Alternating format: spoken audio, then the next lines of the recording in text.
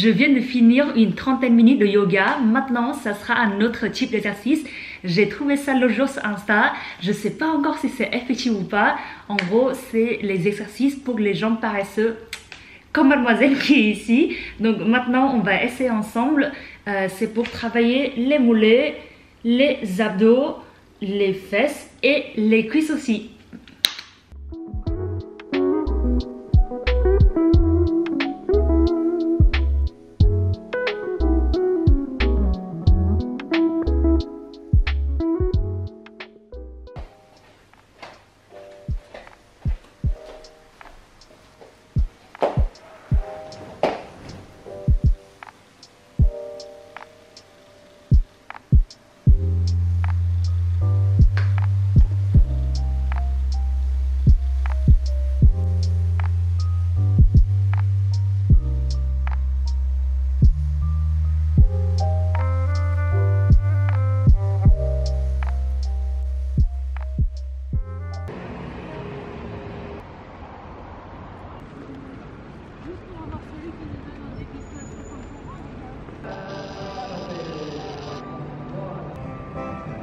Je suis à Pyramide maintenant parce que j'ai un déj prévu avec une copine ce midi et après ça on va aller visiter une expo ensemble au musée des arts décoratifs qui est juste à côté. Mais avant d'enchaîner sur ma journée, j'ai une petite question pour vous. Depuis quelques semaines, j'ai toujours envie de faire quelque chose ce week-end. Mais pire que ça, c'est que si j'ai aucune activité, aucun rendez-vous prévu le week-end, j'ai l'impression de gâcher mon week-end. Mais pourquoi? Pourquoi?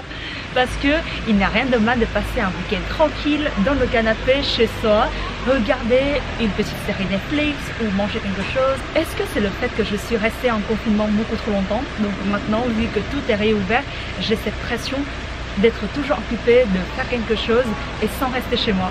Parce que par exemple hier, au début j'ai rien prévu parce qu'il pleuvait dehors et si vous me connaissez, je déteste sortir quand il pleut. Mais vers 14h30, 15h, j'ai l'impression d'être énervée contre moi-même parce que je suis restée dans mon lit devant TikTok, regarder sans cesse les vidéos sur TikTok.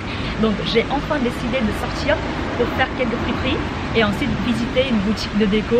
J'ai juste envie de marcher dehors, même tout seul, avec des amis. Bonjour. Bonjour.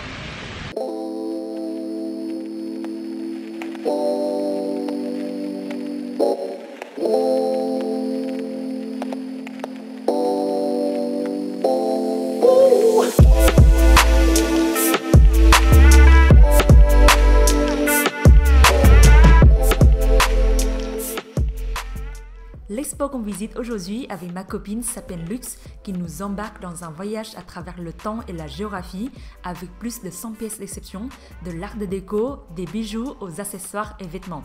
Elle donne également des clés pour comprendre l'évolution de la notion de luxe et les valeurs que détient le luxe à notre époque actuelle. Le moment où je publie ce vlog, l'expo a déjà pris fin malheureusement, mais n'hésitez pas à regarder le site du musée des arts décoratifs pour les nouvelles expos.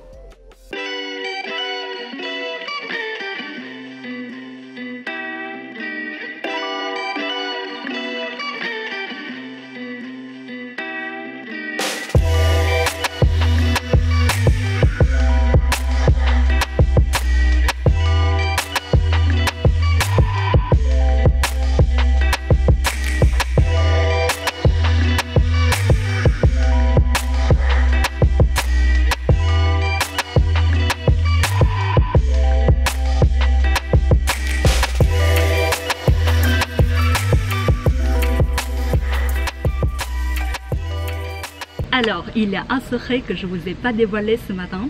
Aujourd'hui, c'est une journée très spéciale. Notez bien la date. Aujourd'hui, on est le 17 juillet 2021 parce que c'est la date où je vais avoir mon premier tatouage.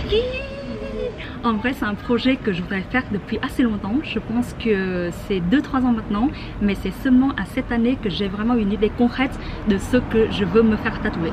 Donc maintenant, je suis juste à côté du salon de tatouage. Il est derrière moi. Je vais avoir mon rendez-vous dans une quinzaine de minutes. Je sais pas quoi attendre parce que c'est vraiment mon premier tatouage. Et aujourd'hui, ce sera un design personnalisé.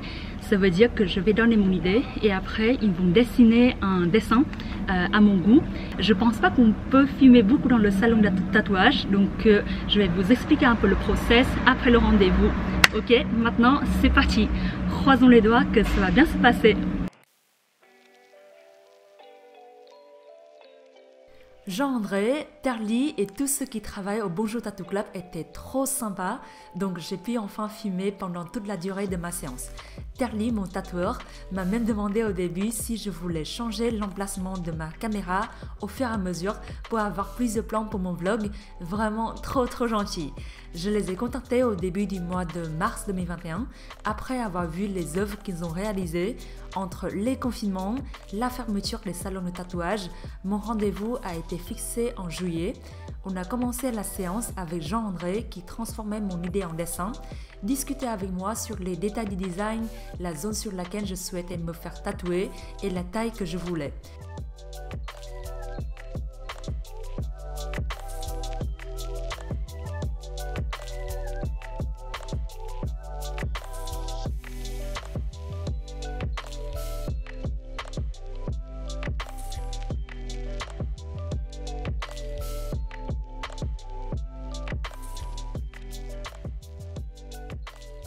Une trentaine de minutes plus tard, me voici pour mon premier tatouage. Terli était professionnel et rassurant du début à la fin. Il n'a pas cessé de me demander si j'avais besoin d'une pause et si la douleur était au bon niveau pour moi. Je me suis préparée mentalement avant de venir au salon pour une douleur beaucoup plus importante. Mais enfin, la séance s'est très bien passée. Donc un très grand merci à l'équipe Bonjour Tattoo Club.